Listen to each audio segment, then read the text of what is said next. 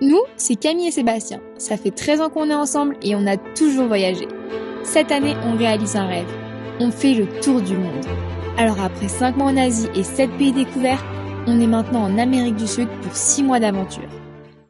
Ça fait déjà quelques semaines qu'on parcourt la Colombie et après avoir été conquis par la douceur de vivre des villages typiques, on se dirige doucement vers la côte et ses plages.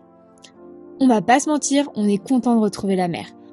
On l'attend depuis 2 mois et on espère en profiter au max puisqu'on sait qu'après, on va pas la voir avant un bon bout de temps. En Colombie, il y a la côte Pacifique et la côte Caraïbe. Et on a des attentes plutôt élevées pour les deux régions, mais comme souvent, entre les attentes et les réalités, il peut y avoir un sacré fossé. On t'explique tout. Mais avant de commencer ces 3 semaines au bord de mer, on part visiter Guatapé, un dernier village coloré situé à 2 heures de Medellín. Beaucoup de touristes y viennent à la journée pour la Piedra del Peñol. On vient aussi pour ça, mais un peu plus qu'une journée pour profiter des lieux plus calmement. De par sa situation géographique et son grand lac artificiel, beaucoup de narcotrafiquants avaient une résidence secondaire dans le coin.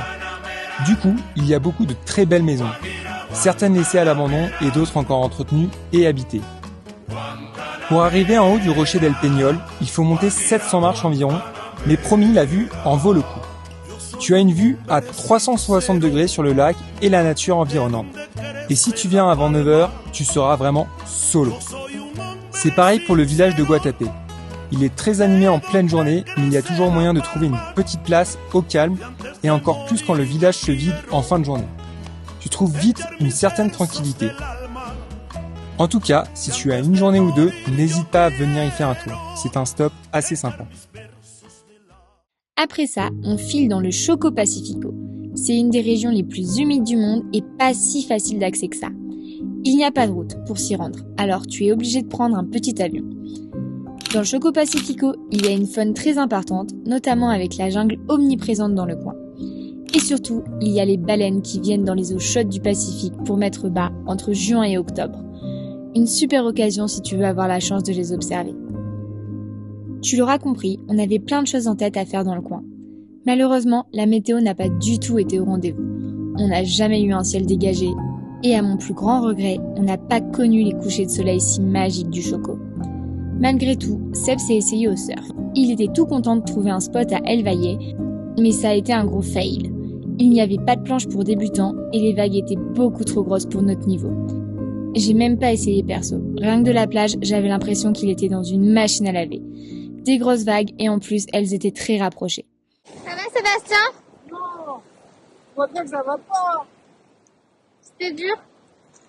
Après avoir aperçu des baleines depuis la plage, évidemment on a fait une excursion pour aller les voir de plus près et ça c'était un sacré moment émotion. On a vu un groupe de 6-7 baleines qu'on a pu observer pendant un bon moment de notre petit bateau. J'en ai eu les larmes aux yeux.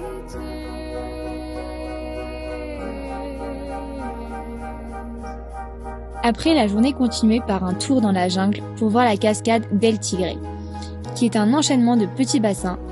Petit moment baignade très sympa sur le papier, mais qui s'est finalement soldé par une tempête de l'espace. Même le retour en bateau était flippant et évidemment, on a fini trempé. En tout cas, si tu as l'occasion un jour, on te recommande l'observation des baleines. C'est un de nos moments forts de Colombie. Pour finir, entre 2 averses, on a pu participer à la libération des bébés tortues. Les tortues viennent pondre leurs œufs et quelques jours après que les œufs ont éclos, il faut les orienter vers la mer et surtout assurer leur sécurité face aux chiens et aux oiseaux.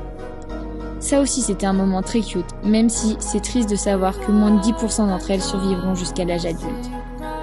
En tout cas, les quelques survivantes reviendront à leur tour pondre leurs œufs sur cette même plage. C'est pour ça que c'est important de les laisser repérer le lieu avant de rejoindre l'océan.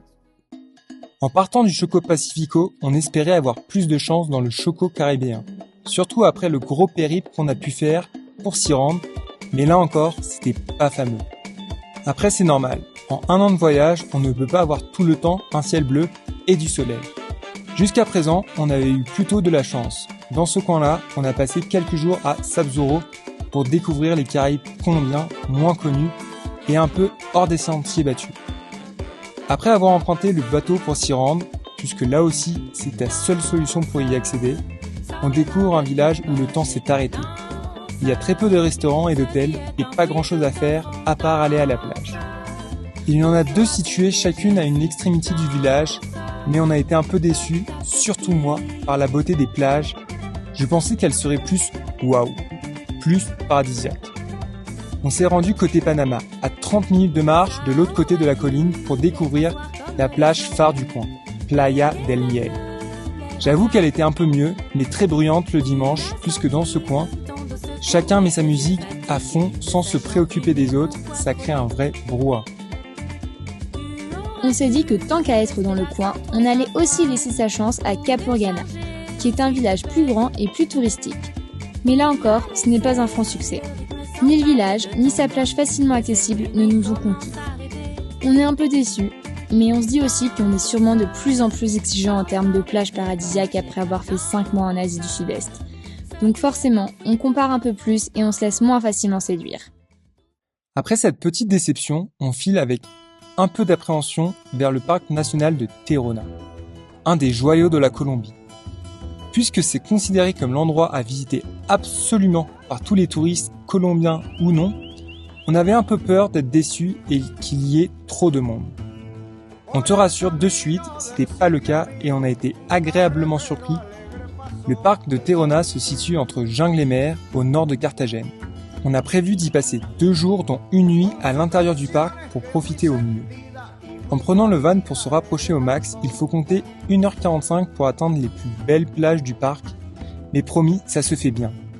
En plus, les plus belles plages sont aussi celles où il est possible de se baigner, alors évidemment, ça vaut le coup. Concernant le camping, tiens-toi prêt parce que c'est vraiment pas terrible et très cher, mais l'avantage, c'est qu'il y a moins de monde en fin de journée sur les plages puisque le parc ferme assez tôt, vers 17h. Perso, on a préféré la plage d'Arrecifes pour se baigner, mais les couleurs du coucher de soleil de Cabo San Juan étaient vraiment belles. On reste dans le coin 2 jours de plus pour se poser dans un hôtel confortable et surtout, on mange bien.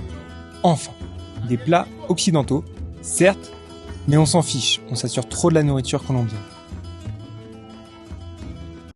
Pour la suite du voyage, qui signe aussi la fin de la Colombie, on rejoint mes parents.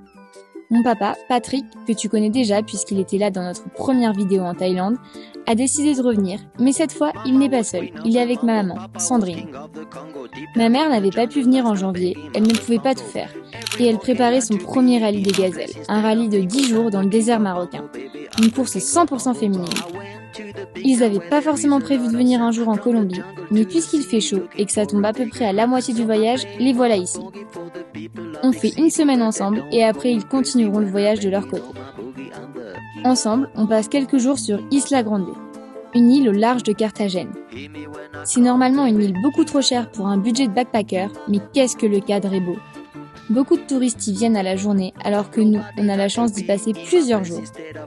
Avec Seb, on profite au max de mes parents, du confort et de l'eau turquoise pour se reposer. On ira quand même faire une journée plongée en compagnie de mon père, qui est un fan de plongée.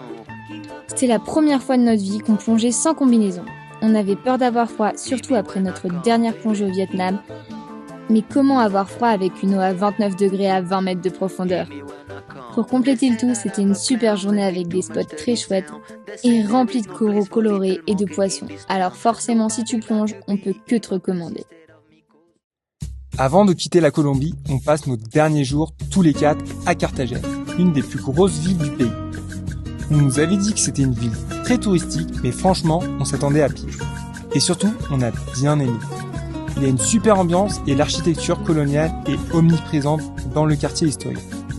Et puis, avec tous les rooftops, restos et cafés, il y a de quoi faire.